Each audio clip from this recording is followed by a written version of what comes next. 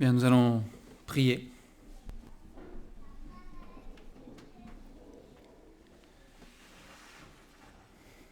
Seigneur notre Dieu, ce matin, nous sommes dans la joie de pouvoir te louer ensemble, Seigneur, d'un même cœur et d'une même âme. Nous te rendons grâce et nous te bénissons pour ta fidélité. Merci, Seigneur, pour ta parole, c'est vrai. Et que par elle encore tu puisses parler à nos cœurs, Seigneur, et travailler nos vies. On prie aussi pour que les enfants, Seigneur, puissent recevoir de toi, qu'ils comprennent, Seigneur, dans leur âme et dans leur esprit, dans leur cœur, qu'il n'y a personne de plus important que Jésus-Christ. Qu'ils puissent t'aimer, Seigneur, et oui, tous aussi t'accepter, Seigneur, et être sauvés. Qu'aucun de ces petits ne se perde. Seigneur, nous les remettons entre tes mains. Et Seigneur, encore et toujours, nous te confions nos cœurs à chacun. Seigneur, tu connais nos vies, tu connais nos pensées, tu connais nos situations, tu connais pour chacun la semaine aussi qu'on a pu passer. Et que ce matin, on puisse rejeter tout cela en arrière pour se focaliser sur toi, Seigneur. Et pouvoir trouver en toi, Seigneur, le repos, la paix, la consolation, la joie, la sainteté, la justice, Seigneur, tout ce dont nous avons besoin. Sois béni encore, Seigneur, et conduis ces instants. Au nom du Seigneur Jésus. Amen. Amen. Ce matin, on va aller dans Luc, chapitre 23. Luc 23. Et la semaine dernière, on s'était arrêté sur l'entretien de Jésus, on va dire, avec Pilate, et tout ce qui tournait autour. Donc après l'arrestation du Seigneur Jésus. Et là, on va lire la suite, tout simplement. Et on va lire ensemble, alors on va commencer au verset 26, et on lira jusqu'à la fin du chapitre 23. Même si on ne s'arrêtera pas sur tous ces versets ce matin, mais ça nous permettra d'avoir la suite avant dimanche prochain, de pouvoir célébrer ensemble la résurrection du Seigneur Jésus. Donc à partir du verset 26 de Luc 23, « Comme ils l'emmenaient, ils prirent un certain Simon de Cyrène qui revenait des champs, et ils le chargèrent de la croix pour qu'il la porte derrière Jésus. Il était suivi d'une grande multitude des gens du peuple et de femmes qui se frappaient la poitrine et se lamentaient sur lui. Jésus se tourna vers elle et dit : « Filles de Jérusalem, ne pleurez pas sur moi, mais pleurez sur vous et sur vos enfants. Car voici, des jours viendront où l'on dira : heureuses les stériles, heureuses les entrailles qui n'ont point enfanté et les mamelles qui n'ont point allaité. Alors ils se mettront à dire aux montagnes : tombez sur nous, et aux collines, couvrez-nous. Car si l'on fait ces choses au bois vert, qu'arrivera-t-il au bois sec ? On conduisait en même temps 2 malfaiteurs qui devaient être mis à mort avec Jésus.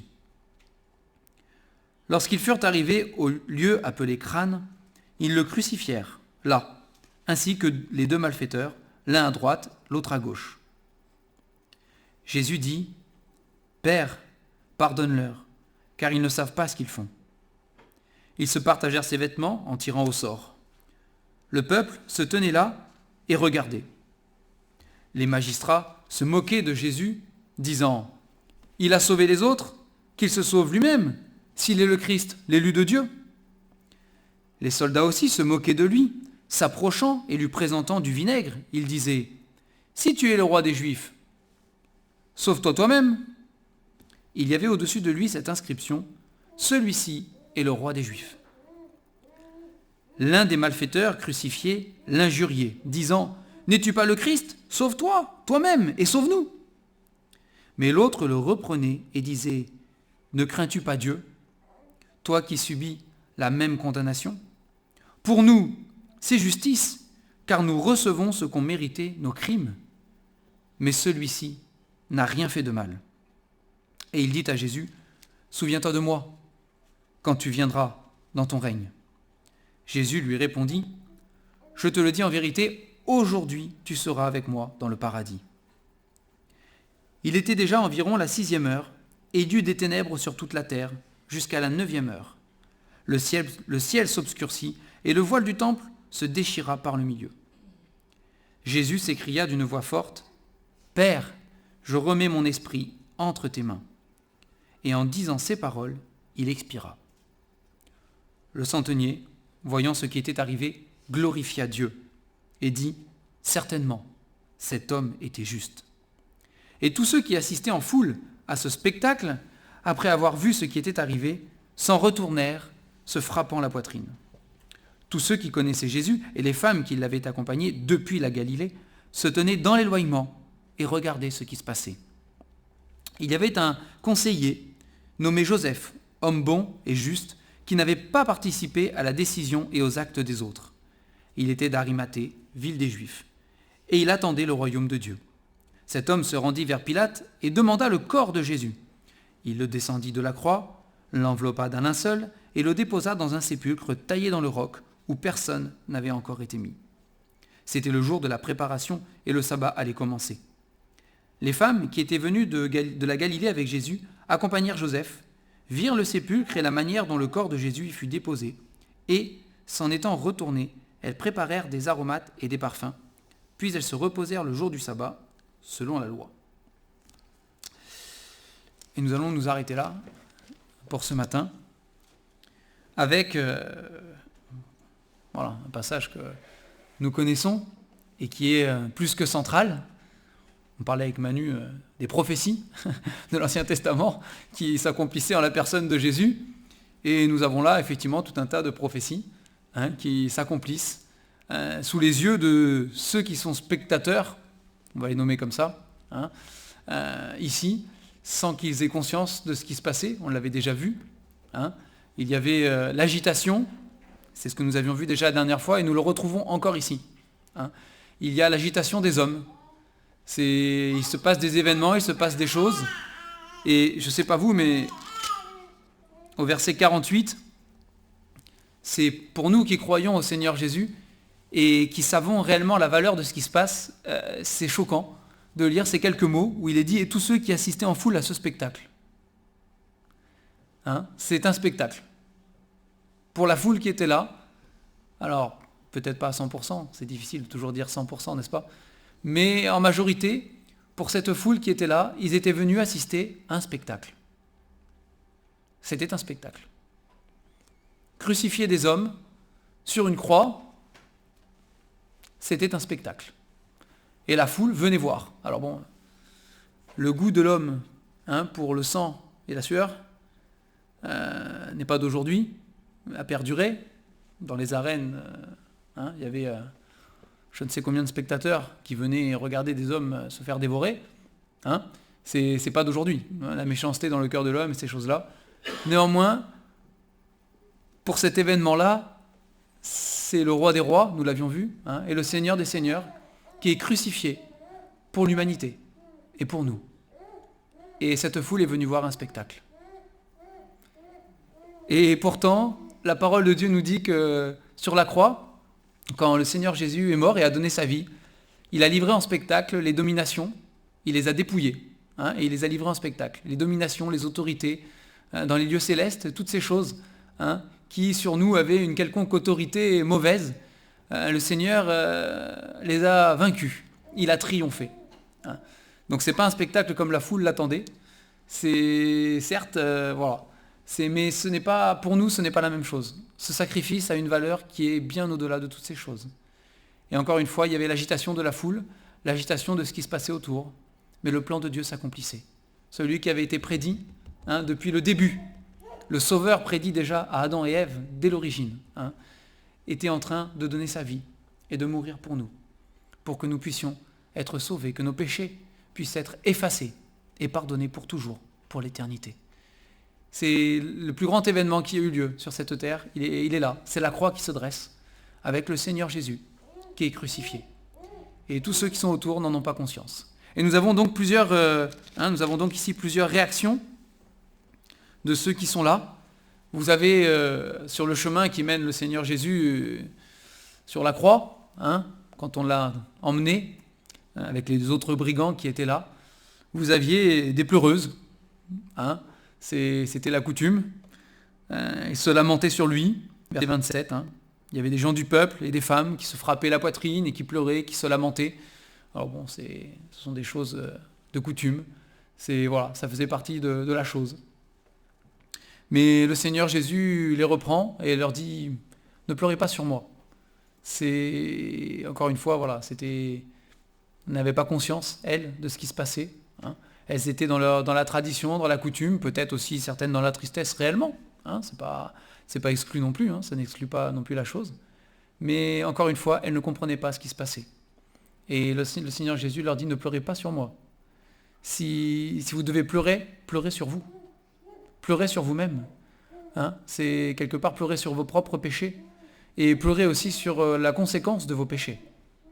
Parce qu'ici, il s'adresse aussi au peuple juif, au peuple d'Israël. Et le Seigneur l'avait prophétisé, pour le coup, lui-même. Il n'y aura pas pierre sur pierre qui restera. Il savait ce qui allait se passer. Il savait que Jérusalem serait détruite, le temple détruit, et toutes ces choses arriveraient. Et toutes les prophéties encore qui restent encore à accomplir de toute manière. Il le savait. Et il dit, ce n'est pas sur moi que vous devez pleurer, mais c'est sur vous. Donc il y en a qui se lamentaient, qui pleuraient, mais pas pour les bonnes raisons. Pas pour les bonnes raisons. Il fallait pleurer sur ses péchés. Et ce message-là était celui que les prophètes, de toute manière, avaient toujours annoncé depuis le début. Ils n'ont cessé de dire au peuple, pleurez sur vous-même, pleurez sur vos péchés, repentez-vous. Jusqu'à Jean-Baptiste, qui est arrivé et qui annonçait la même chose de nouveau. C'est celui qui doit venir arrive, il est là. Et vous, repentez-vous, pleurez sur vous-même, pleurez sur vos péchés, repentez-vous, repentez-vous. Après, il le crucifie, verset 33, et indifférent à ce qui se passe, pendant ce temps-là, vous avez les soldats qui tirent au sort la tunique. Alors bon, on peut dire ce qu'on veut, ces hommes étaient sans doute blasés, comme on dit, c'était leur métier, c'était probablement pas la première fois qu'ils crucifiaient un homme, et on s'endurcit à tout, probablement. Néanmoins, on a là quand même une belle image, malheureusement, de l'indifférence du monde par rapport au Seigneur Jésus et au sacrifice qu'il a pu donner. Le Seigneur Jésus, c'est vrai, il est mort une fois pour toutes. C'est accompli et nous n'avons pas besoin de refaire ce sacrifice et il ne sera jamais refait. Il est fait une fois pour toutes, c'est l'Épître aux Hébreux qui nous le précise bien, entre autres choses, une fois pour toutes. Le Seigneur Jésus est mort et c'est terminé. Il est ressuscité, mais il est mort une fois pour toutes. Mais chaque jour de nos vies, chaque jour que nous vivons, la grâce de Dieu est toujours là, l'évangile est toujours disponible, et le pardon est toujours disponible, et le Seigneur Jésus, son sacrifice, une fois pour toutes, a une valeur de chaque jour. De chaque jour. C'est une valeur qui est éternelle.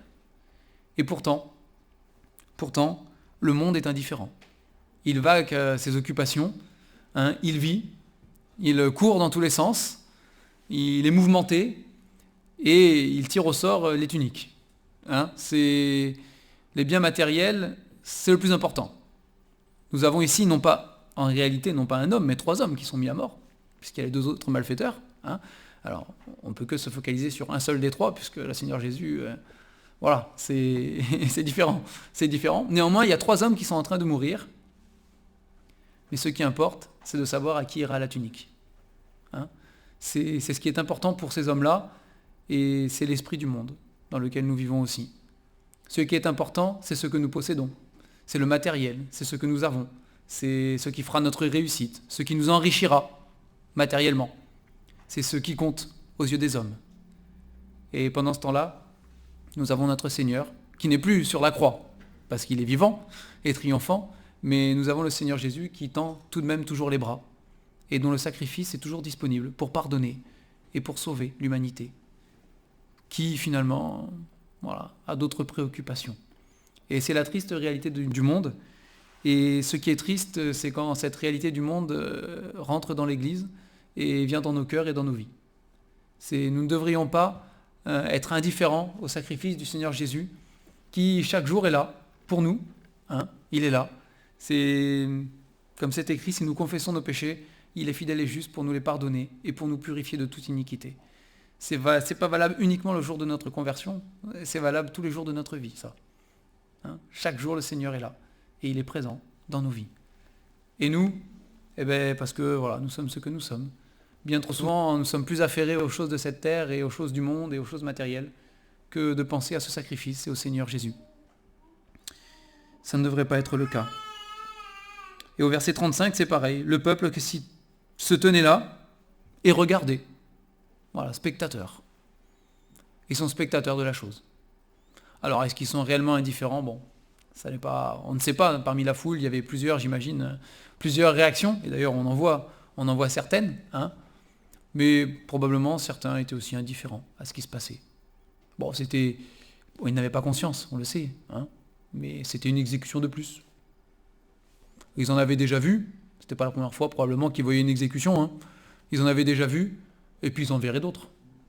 Une de plus. Bon, peut-être celle-là était spéciale parce qu'il y avait ce Jésus quand même qui était sur la croix et qui avait fait, on le dit, tant de miracles. Hein, les rumeurs se répandaient et ils le savaient. Mais bon, voilà, cet homme avait bouleversé des foules. Hein, donc on était là. L'indifférence. Et puis au verset 35, il y avait ceux qui se moquaient. Les magistrats. Bon. Entendez par les magistrats aussi les chefs religieux, les pharisiens. Hein, ce sont ceux-là dont il est question ici. Hein. Et ils se moquaient. Et ils disaient, il a sauvé les autres. C'était ce qu'ils reprochaient à Jésus. Hein. Il a sauvé les autres, qu'il se sauve lui-même s'il est le Christ, l'élu de Dieu. Il y a les moqueurs. Et encore une fois, dans notre monde, nous avons toujours les moqueurs aussi. Ils sont toujours présents. Hein, il y a les indifférents, il y a ceux qui sont occupés aux choses de la terre, il y a ceux qui se moquent. Ah, ton Jésus. Hein, ton Jésus. Ou alors, des fois, c'est pas ouvertement, mais c'est par des blagues. Enfin, eux, ils trouvent ça drôle. Mais par des blagues, ils nous font comprendre que allez, c'est bien rigolo ton histoire, et ils se moquent de Dieu. Ils se moquent de Dieu. Et ils n'ont pas cette crainte de Dieu, comme le fait remarquer le brigand un peu plus loin, celui qui se repent, au verset 40. Ne crains-tu pas Dieu? Ne crains-tu pas Dieu, toi qui subis la même condamnation? Pas de crainte de Dieu. Aucune. C'est aucune. Parce que, aveuglé par le péché, on est d'accord, et des cœurs endurcis. Néanmoins, c'est ce que nous trouvons aussi. Et à la croix, tout ça se cristallise, nous retrouvons toutes choses. C'est la croix. Et nous avons les moqueurs. Nous avons les moqueurs. Le Seigneur Jésus, dans les premiers versets qu'on a lus là, le Seigneur Jésus dit, pardonne-leur. Père, ils ne savent pas ce qu'ils font. Ils n'ont aucune idée de ce qu'ils sont en train de dire et de faire. Il fallait que ça se passe ainsi, parce que c'était le plan de Dieu. Néanmoins, nous retrouvons les moqueurs. Les soldats aussi se moquent. Il y avait beaucoup de moqueurs. Il y avait les chefs religieux, il y avait les soldats, il y avait le brigand qui ne voulait pas se repentir. Il y en avait beaucoup. Il y en avait beaucoup. Et la parole de Dieu nous dit que la croix est une folie pour ceux qui périssent. C'est une folie pour eux. Et devant la folie, ils se moquent.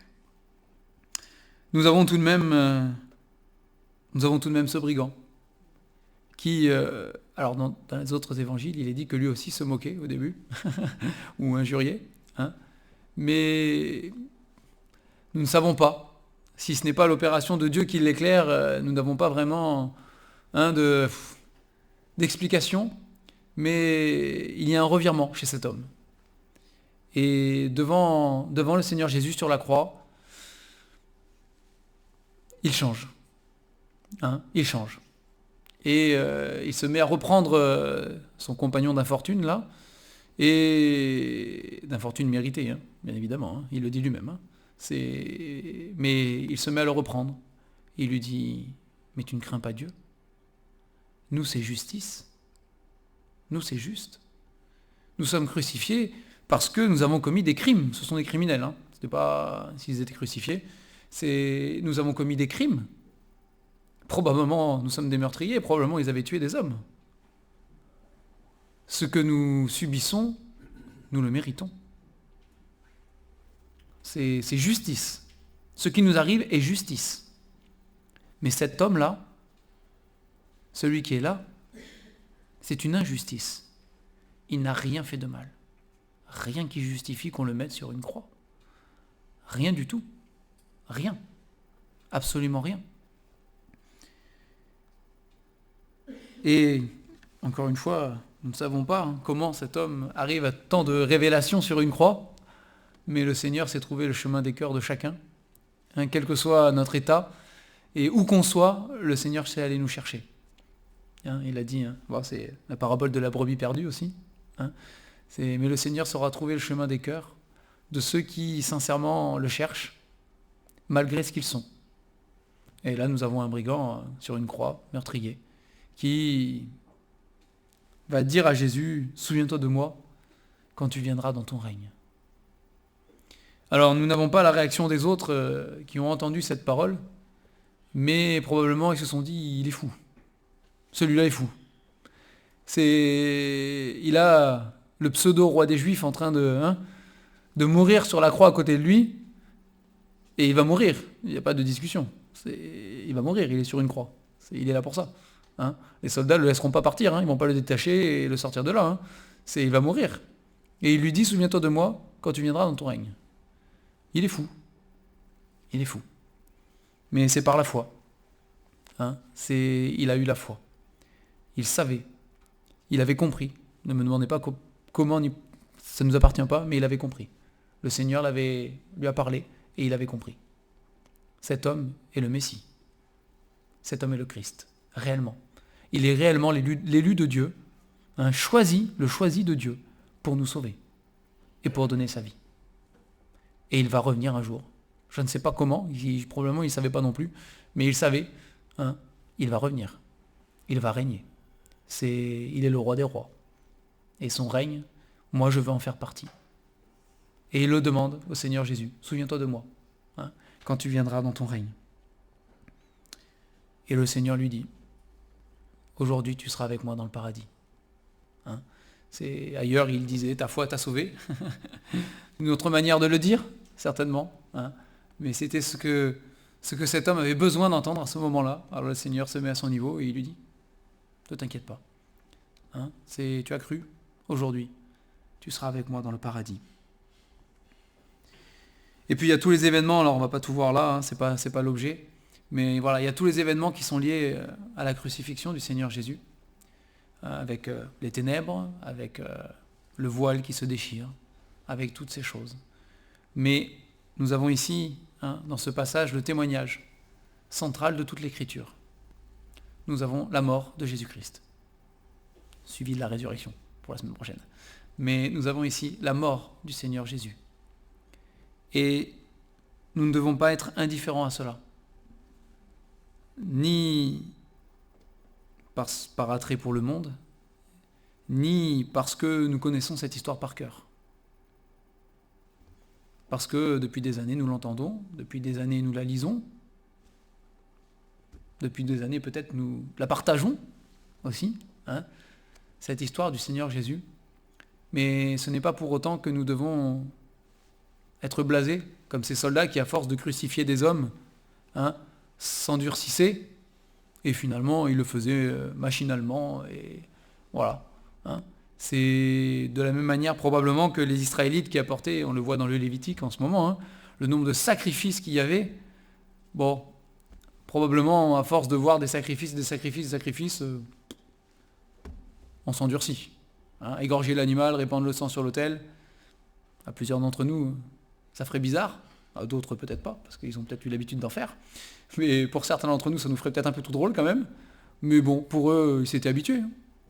Vous savez, s'il fallait l'Israélite qui voulait vraiment suivre la loi, et à chaque fois qu'il se rendait compte d'un péché, il devait apporter un animal à sacrifier,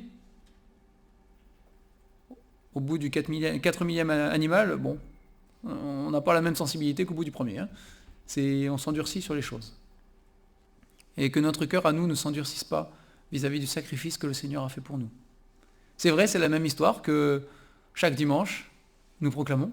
C'est vrai. Mais c'est l'histoire de notre salut. Et c'est surtout l'histoire de l'amour de Dieu pour nous. pour chacun d'entre nous. Et nous ne devons pas lire ça comme une histoire que nous connaissons déjà, que nous avons lu par cœur et que nous connaissons, que nous pouvons réciter. Ce n'est pas ça. Ça restera toujours le Dieu Tout-Puissant qui donne sa vie pour sauver mon âme. Et ça restera toujours aussi une révélation de mon péché et de ce que je suis. Je suis un pécheur. Comme ce brigand, de reconnaître à la croix, si le Seigneur Jésus a dû mourir, c'est parce que je suis un pécheur. C'est parce que moi, j'aurais dû mourir. Pour lui, c'est justice. Pour nous, c'est justice. Nous aurions dû être sur cette croix. Et c'est quelque chose dont on doit se souvenir chaque jour. Le Seigneur Jésus nous a aimés et il a donné sa vie pour nous. Et c'est pas simplement au fête de Pâques et à ce genre de choses. Ce sont des bonnes occasions pour annoncer l'évangile et pour se souvenir. Ce n'est pas simplement les dimanches où nous prenons la Sainte Seine pour nous souvenir de ce que le Seigneur Jésus a fait. C'est un commandement de Dieu et c'est une bonne chose. Mais le Seigneur nous connaît justement. Il sait que à beaucoup d'égards nous sommes oublieux. Et voilà, que nous avons tendance à nous complaire dans une routine et des habitudes et des choses comme ça. Mais le Seigneur ne veut pas que nous ayons cette attitude, en tout cas, d'être blasés ou de connaître déjà.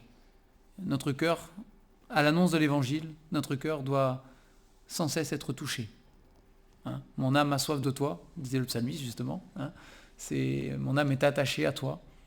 Et nous devons relire ces passages en discernant et en saisissant l'amour que Dieu a eu pour nous. Parce que c'est ce qui l'a motivé. Dieu prouve son amour envers nous. Lorsque nous étions encore des pécheurs, Christ est mort pour nous. C'est quelque chose de grand et de très grand. Et donc ici, c'est sûr que vis-à-vis du monde, il y a différentes attitudes par rapport à la croix. J'ai envie de dire, ce qui importe, c'est notre attitude à nous, personnellement, chacun d'entre nous. C'est pour le reste,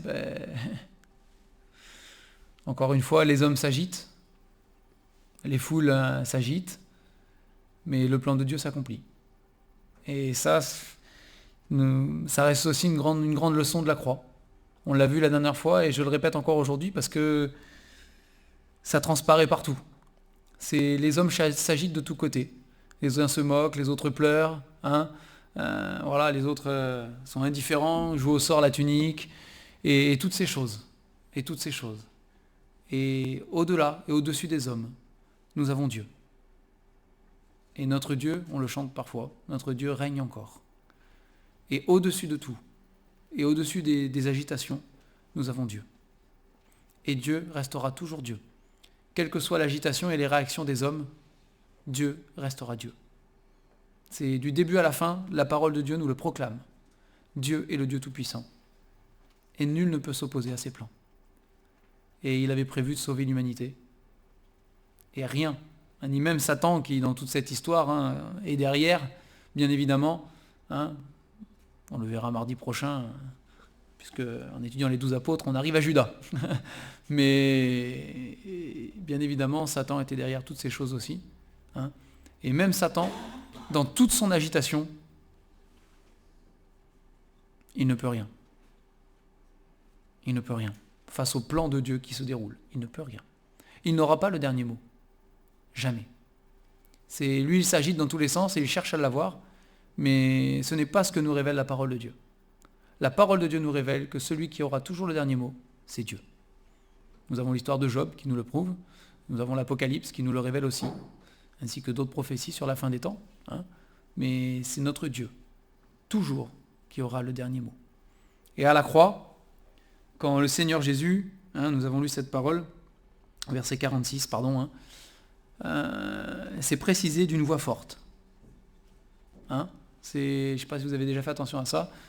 Il ne me semble pas que ce soit précisé pour les autres paroles qu'il a prononcées sur la croix, mais pour celle-ci, c'est précisé. Il dit, Jésus s'écria d'une voix forte, « Père, je remets mon esprit entre tes mains. » Et il expira. Même sur la croix, les soldats l'ont crucifié. Satan était bien derrière pour conduire toutes ces choses. En tout cas, il le croyait, probablement. Mais c'est Christ qui a eu le dernier mot. Sur la croix même, c'est lui qui a eu le dernier mot. C'est lui qui a décidé de l'instant où il mourait. Alors il est vrai qu'il y avait la croix, les souffrances, le sang, l'asphyxie et tout ce que vous voulez, mais ce n'est pas ça qui a eu raison du Seigneur Jésus sur la croix. C'est lui qui a eu le dernier mot. Même la mort, et ça on le verra surtout la semaine prochaine, même la mort n'a pas pu avoir le dernier mot. L'instant de mourir non plus. Il l'a décidé. Et d'une voix forte, il s'est écrié ceci. Il a bien fait comprendre à tous ceux qui étaient là, jusqu'au bout, jusqu'à la fin, et même jusqu'à la mort. C'est moi qui décide. C'est moi qui décide. Il l'avait dit à Pilate, tu n'aurais aucun pouvoir sur moi. Si cela t'avait pas été donné d'en haut. Il avait dit à Pierre, ne crois-tu pas qu'à l'instant même je puisse invoquer des légions d'anges qui viendraient à mon secours? C'est jusqu'à la fin, jusqu'au dernier moment, le dernier mot est toujours au Seigneur Jésus. Toujours. Il l'aura dans notre vie aussi, quelles que soient les épreuves et les choses que nous traversons, quelles que soient les souffrances et les douleurs et les incertitudes et toutes choses, il aura toujours le dernier mot. Toujours. C'est à lui que ça revient. Parce qu'il est la parole de Dieu, parce qu'il est le Créateur, parce qu'il est le Dieu Tout-Puissant, parce qu'il est le Sauveur, parce qu'il est la sainteté, la justice, parce qu'il est tout ce qu'il est, et même qu'il nous dépasse, c'est bien plus que ça encore, parce que nous n'avons pas tous les mots pour le dire, mais il aura ce dernier mot. Et ici, il l'a eu, sur cette croix. Il l'a montré aux hommes qui étaient là. Et nous avons une autre réaction ici, autour de la croix, nous avons celle du centenier, qui, pour le coup, lui aussi devait être bien blindé et bien blasé des choses que, voilà, centenier romain, il avait l'habitude de voir des crucifiés et tout ce genre de choses. C'était pas pour lui une expérience nouvelle qu'il était en train de vivre. C'était la routine, c'était son travail. Mais là, quand il a vu tout ce qui s'est passé, quand il a vu que ce crucifié décidait de mourir et qu'il avait maîtrise sur la chose aussi, ce qui n'était pas le cas des autres crucifiés qui mouraient dans d'atroces agonies, parce que c'était pas une jolie mort. C'est là, cet homme qui venait de crucifier a décidé lui-même de mourir et il est mort à l'instant où il l'a décidé sur cette croix, avec tout le reste aussi qui a suivi, tout ce qui était autour avec les ténèbres et tout ça, mais quand il a vu toutes ces choses, il a glorifié Dieu. C'est quelque chose. Un païen, centenier romain, un païen. Il a glorifié Dieu. Et il a dit assurément cet homme était juste. Il était juste. Alors on ne sait pas ce qui est devenu ce centenier. La Bible ne nous le dit pas. Et comme beaucoup d'autres choses que la Bible ne dit pas, bon, ça nous laisse un peu sur notre faim. On aimerait bien savoir. Mais bon, ce qui importe, c'est chacun pour soi-même. C'est ce que la Bible nous dit. C'est chacun pour soi-même. C'est ce qui importe. Mais il a reconnu ici quelque chose. Cet homme était juste. Et ça implique beaucoup de choses. Ça implique beaucoup de choses. Alors après, on a vu la suite et bon, on va pas... Il y a le verset 49 qui m'attriste toujours. Nous avons tous ceux qui connaissaient Jésus et les femmes qui l'accompagnaient. On accepte l'apôtre Jean et puis Marie aussi, qui était au pied de la croix. Mais sinon pour les autres, qui pourtant connaissaient Jésus, ils se tenaient éloignés. Ils regardaient ce qui se passait. Spectateurs, impuissants, probablement aussi complètement perdus. Et c'est ce que nous voyons pour les apôtres, les disciples, après que le Seigneur ait été crucifié, et mis à mort et enseveli. Ils se cachent, ils ont peur, ils sont perdus. Ils sont perdus. Mais ils regardaient de loin. Ils regardaient de loin. On va terminer avec ça, mais la parole de Dieu ne nous encourage pas à regarder la croix de loin. C'est la parole de Dieu nous encourage à venir au pied de la croix. C'est se contenter de la regarder de loin, ça ne suffit pas. C'est peut-être un bon début, peut-être que c'est, allez, si on prend l'image, la lumière au bout du tunnel, hein, peut-être c'est un bon début, mais ça ne suffit pas. La croix du Seigneur Jésus, on ne la regarde pas de loin. On s'en approche, et on vient au pied de la croix, et on s'humilie, et on se repent, et on croit, hein, on croit. C'est quelque chose de grand que nous devons vivre. Nous devons venir au pied de la croix. Et peut-être que parfois, voilà, même pour nous, enfants de Dieu, hein, nous avons accepté le Seigneur Jésus, il est notre vie, c'est vrai, nous sommes sauvés. Nous sommes son enfant, nos péchés sont pardonnés.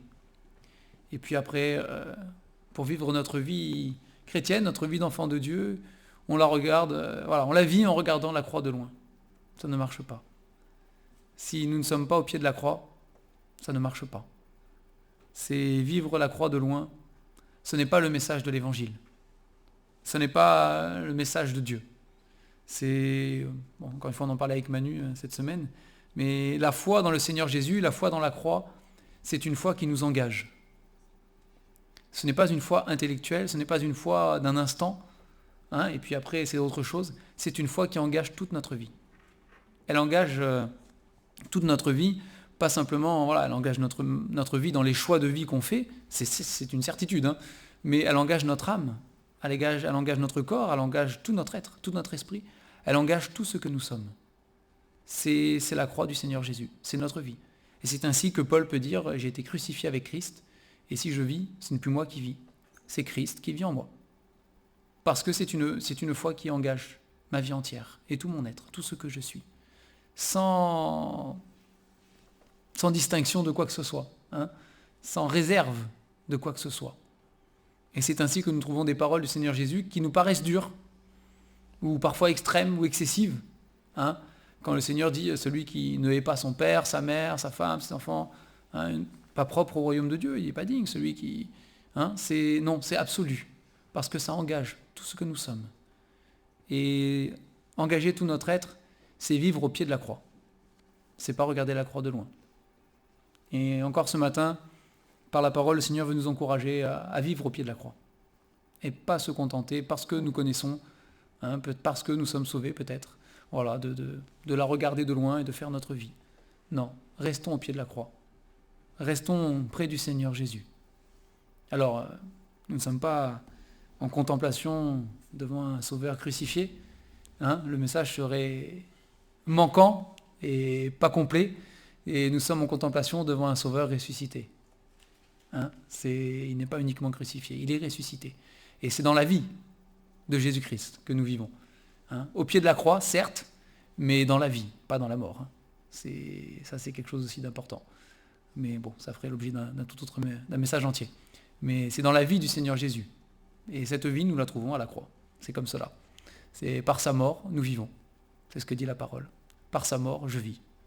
Hein, et c'est le grand message de la parole de Dieu que nous devons continuer à vivre dans nos vies, que nous devons continuer à protéger et à proclamer aussi. Parce que c'est l'unique source de salut pour les hommes et pour tous ceux qui nous entourent. C'est l'unique salut, la croix du Seigneur Jésus. Je vais prier pour terminer.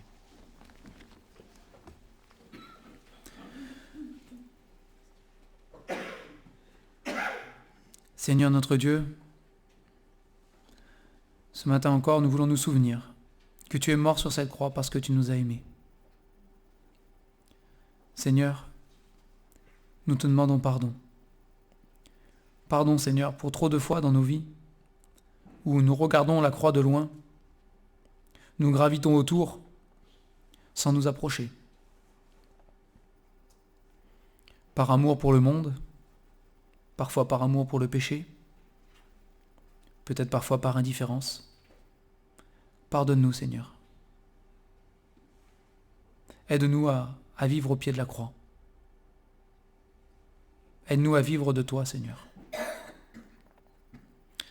d'une manière qui te glorifie, qui t'honore, Seigneur, aussi aux yeux de ceux qui nous entourent et qui ne te connaissent pas.